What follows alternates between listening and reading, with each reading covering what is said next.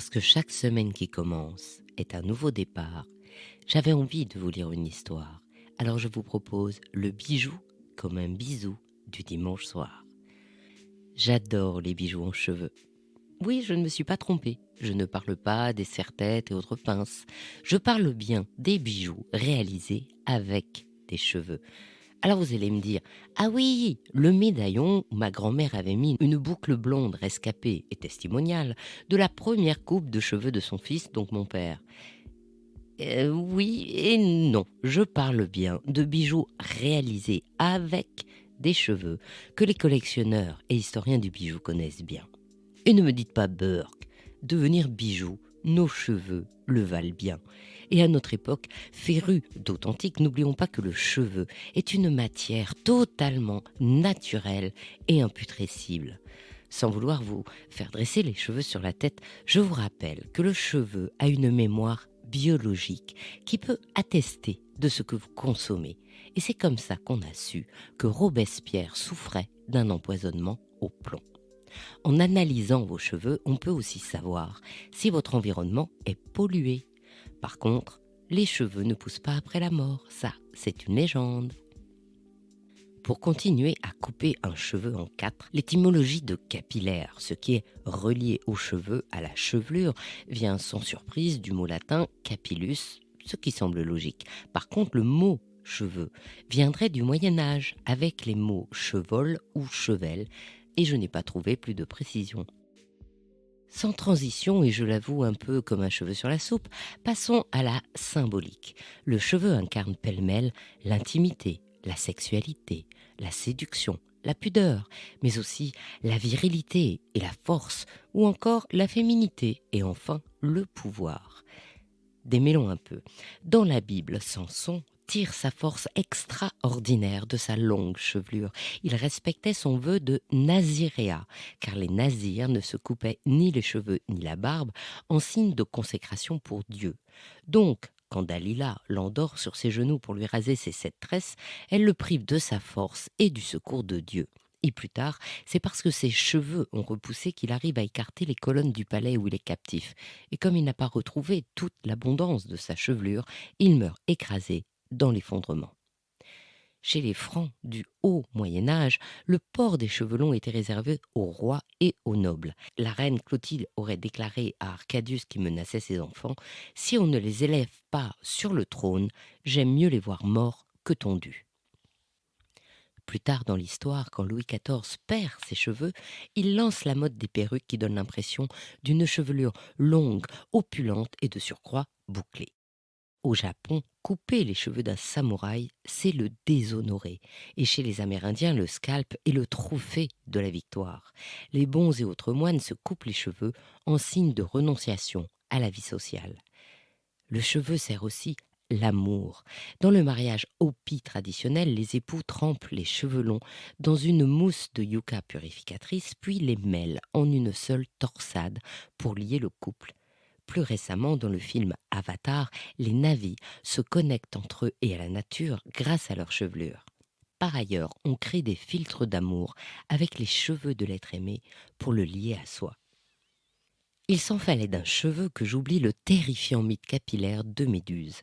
Cette belle jeune fille à la magnifique chevelure dont Poséidon tombe amoureux et qu'Athéna punit en transformant ses cheveux en serpents.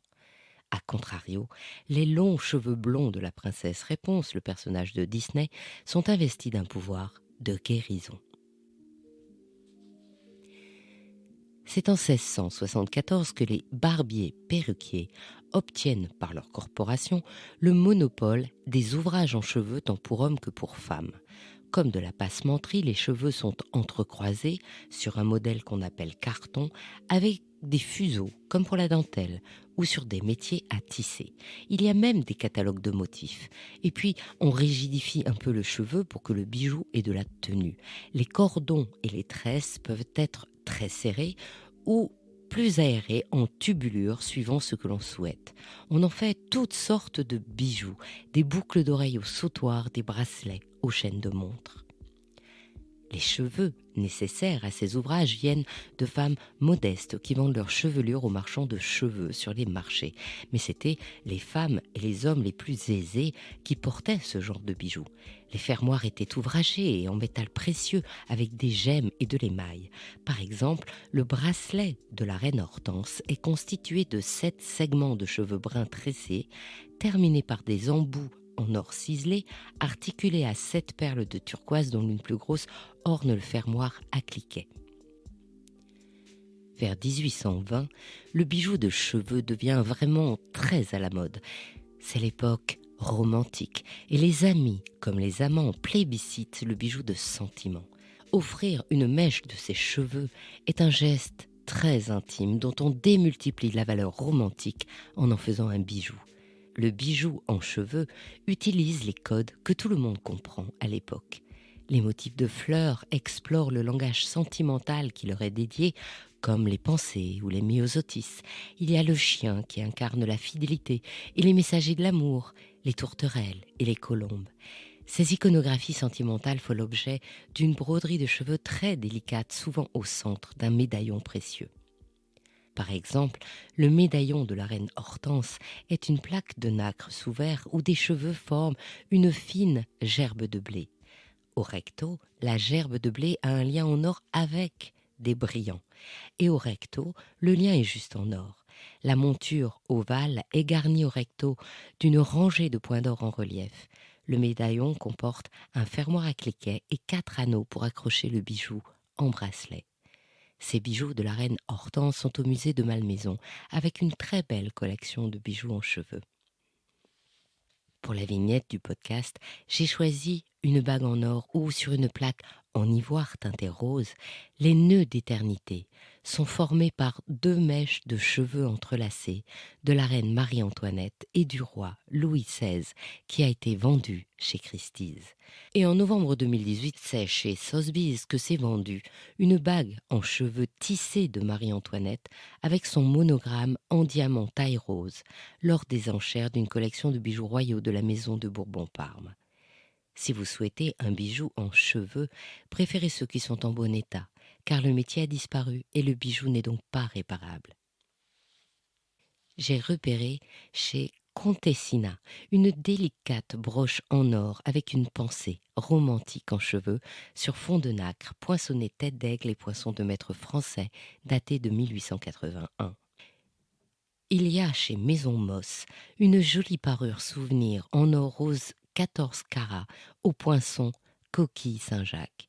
Le bracelet est composé d'un corps de 2 tresses de cheveux châtains reliés par un fermoir cliquet à l'élément central qui montre, sous un verre bombé, une mèche de cheveux tressés entourée de veines de perles. Il y a aussi une bague assortie avec le même motif central sur un fin corps épaulé d'une feuille stylisée en or rose. À Poitiers, Baume propose une broche en argent de la seconde moitié du 19e. Des branches avec des feuilles de lierre entourent le médaillon ovale où le motif de cheveux tressés, avec en son centre des initiales, repose sur une plaque de nacre. À Lille, Jean Hénard aime les objets de curiosité et a nommé sa maison le bûcher des vanités, dans laquelle vous trouverez plusieurs bijoux en cheveux. J'ai repéré une broche Napoléon III en vermeil, entourée de rinceaux, où la marqueterie de cheveux forme un décor de bouquets stylisés. Il y a aussi une chaîne de 30 cm tout en cheveux tressés, au fermoir au décor d'encre de marine, cœur et croix en pomponne, et même une large manchette en broderie de cheveux avec un fermoir cliquet perlé en pomponne aussi. En Pyrénées-Atlantiques, à Billère, c'est au rendez-vous des artistes que vous trouverez un bracelet de jeune fille en cheveux tressés, fermé par un camé en corail sculpté sur pomponne. Il y a des collectionneurs avertis. Aussi, si comme moi vous aimez les bijoux en cheveux, je vous conseille de courir les antiquaires et de surveiller le site Pro-Antique. Ainsi se termine cette histoire de bijoux en cheveux. Je suis Anne Desmarais de Jotan et je donne une voix aux bijoux chaque dimanche. Et si vous aussi vous avez envie de faire parler vos bijoux et votre maison, je serai ravie de vous accompagner pour réaliser votre podcast de marque ou vous accueillir en partenaire dans mes podcasts natifs. La semaine prochaine, notre rendez-vous sera sur Brillante, le podcast des femmes de la joaillerie, et la semaine suivante sur ce podcast. Faites-moi plaisir, soutenez le podcast en mettant des avis et des étoiles sur Spotify ou Apple Podcast, en vous abonnant et en le partageant sur vos réseaux sociaux. Je vous souhaite une jolie semaine et plein de bisous comme un bijou.